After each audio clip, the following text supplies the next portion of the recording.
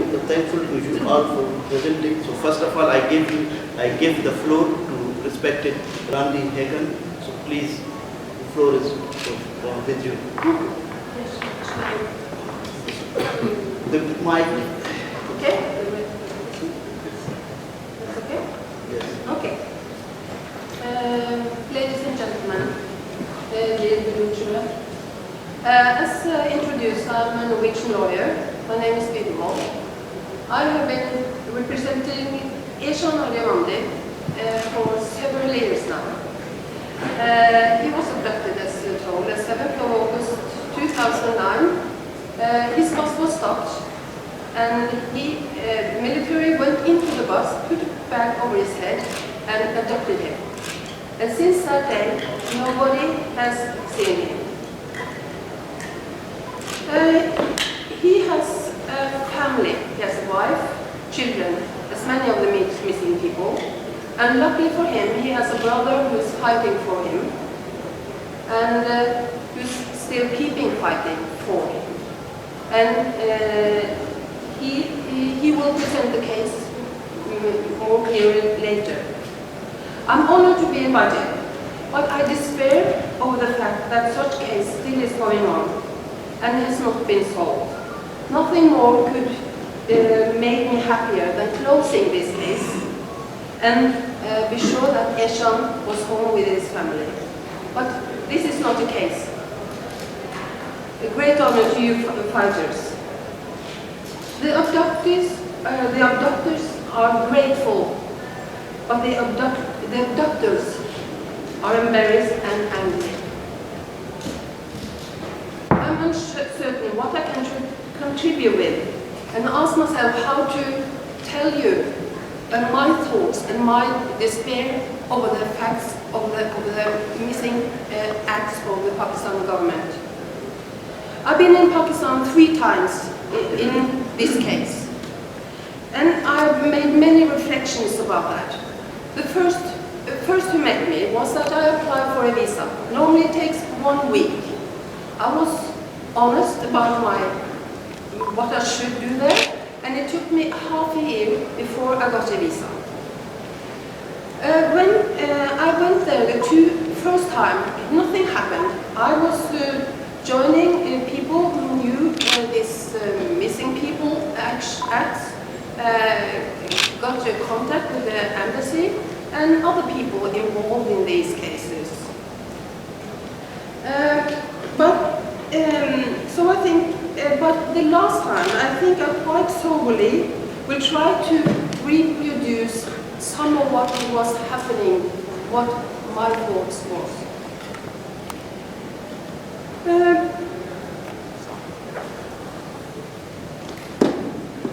In that time, it was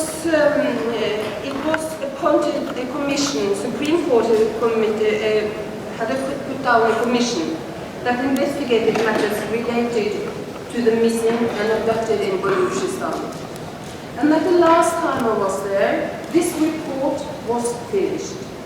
And I look forward to come to Pakistan the 3rd time to get answers. But I'll tell you what me as a lawyer in Pakistan and what met me. And I'll explain to you later, shortly, what I mean by telling this, because it can seem like I'm just telling what I kind of pleasant visit.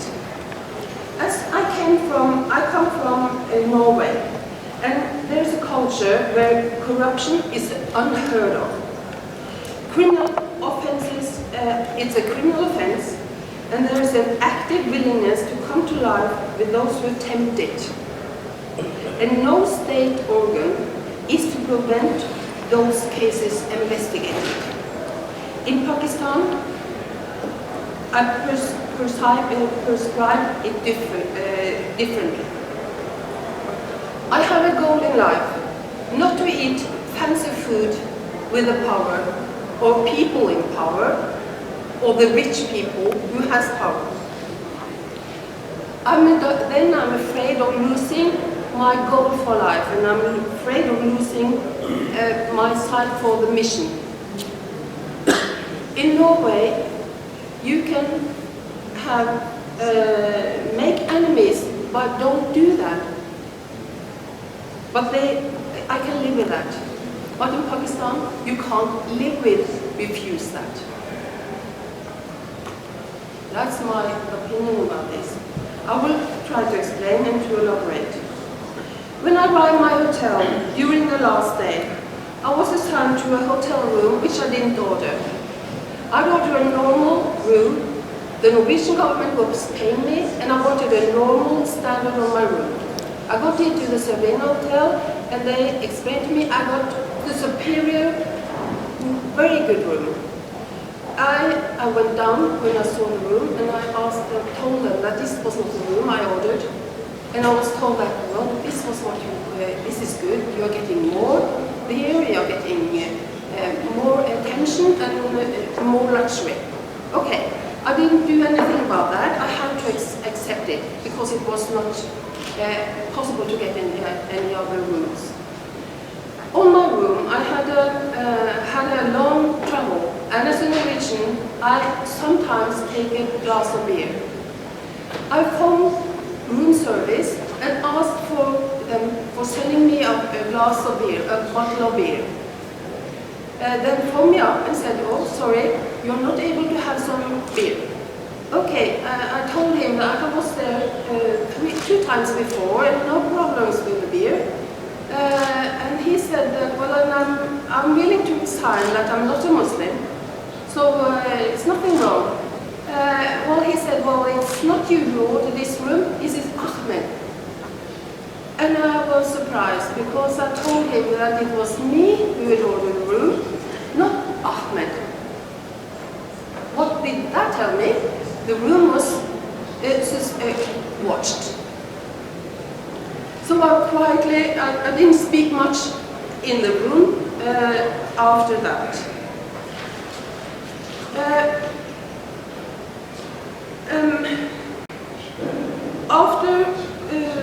After the first day, I went to visit the court, the Supreme Court, where I was supposed to get the report for missing Balochians, missing people. I spoke with many people high up in the judges, advocates, and people even higher than that. And one of the officers I visited was a top legal executive in Pakistan, a very informative man. And we spoke about the missing people and about the investigation. And he surprised me by saying that he could not do anything. He saw the missing links and he saw the wrongdoings, but he was not able to do anything. He was not able to criticize anybody in charge. And to my surprise, he said that he was afraid.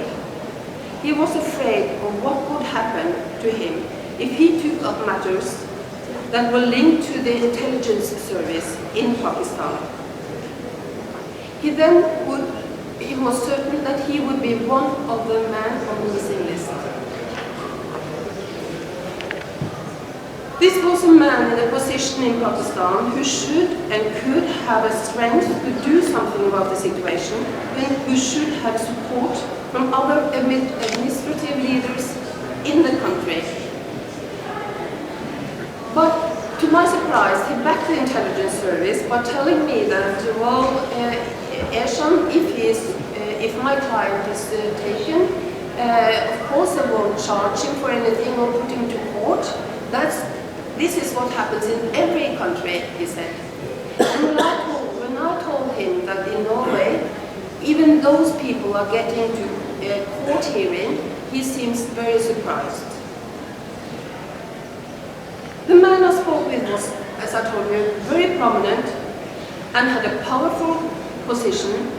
He was tough, but he was scared. I've been talking to several lawyers, Supreme Court lawyers, High Court lawyers, and got my report. Me and someone from the embassy went down in the first staircase, suddenly a man jumped before me and told me if I had read the report. Yes, I said, I have the report and have read the report. It's not that report, he told me. I mean the real report. And I asked him what that, and then he fled. This was a media man. He was a political media man, journalist, and he was afraid too. He also was afraid too. But it was a hope in his eye when he told me that the report presented to the Supreme Court was wrong. Somebody has made changes.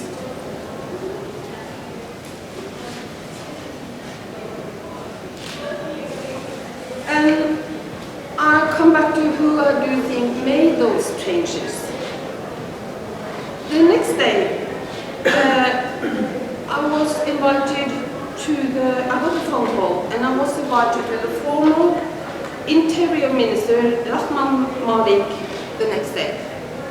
I arrived in good time, but unfortunately, the meeting was cancelled because the Prime Minister of Pakistan ordered him to go to the flood-hit area in Pakistan. It was in that time the big flood was. And sadly for me, but surprisingly, I was invited to his brother's home, his brother's private home that same evening. And what should I do with his brother? It was a minister I wanted to speak with about the cases. But this, I got a social invitation, and I accepted the invitation. And I drove, driver, of course, drove to the Interior Minister's brother's house. We came before him, and we waited outside his gate. And then we heard some noise. It was sirens.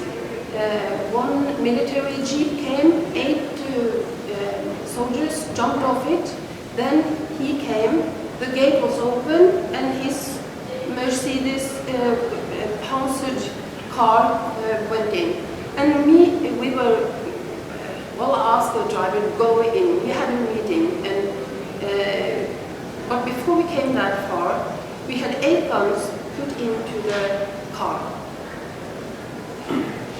They didn't shoot, and the misunderstanding was, it was okay. And I had the meeting. It was a very nice meeting, a very nice man, but it was a social meeting.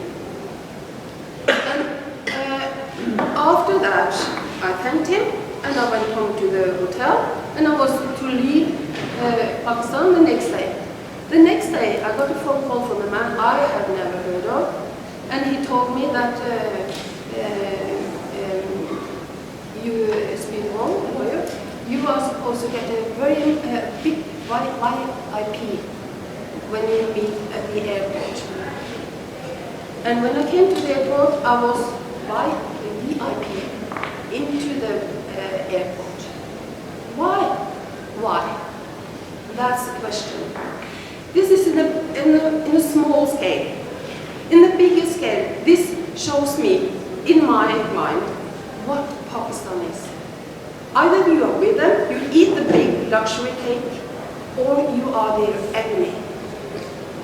And think about me as a lawyer. I can go back over to Norway, but these big guys with the power, they have no power. It's the power in Pakistan is 2, 3, 4, 5 people who's not elected. It's the military, it's the intelligence service, it's the civil intelligence, and it's the military intelligence.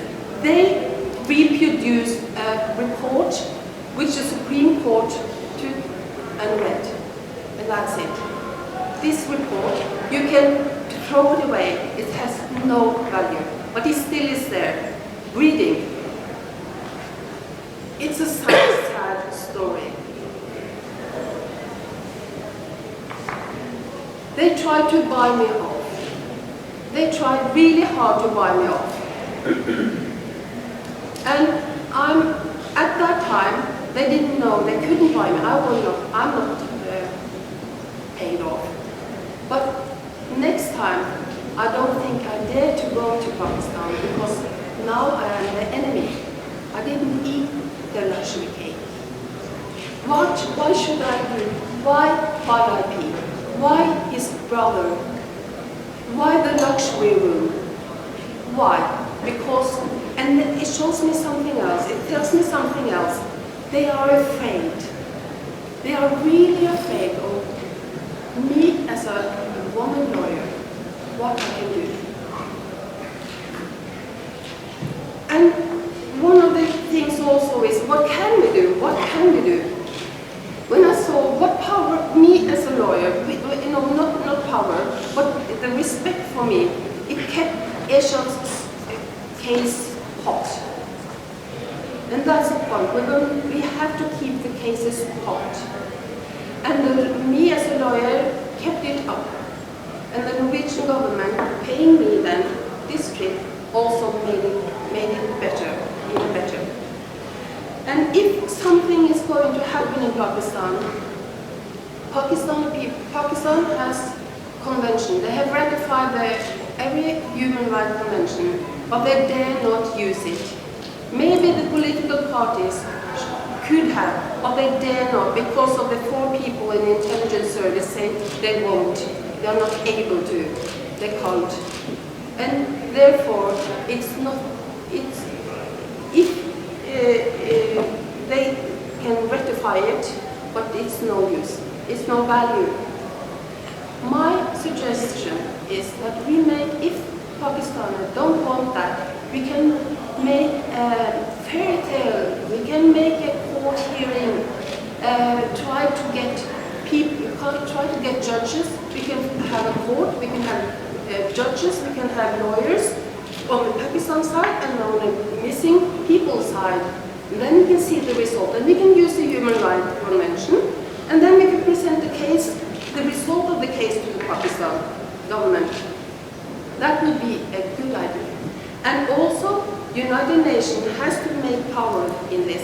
They should give, I challenge them, by they could give everyone missing man a lawyer each, from every country in the world. And if we are going to get together, maybe somebody can do something about the situation that Ehsan and the other people are in now.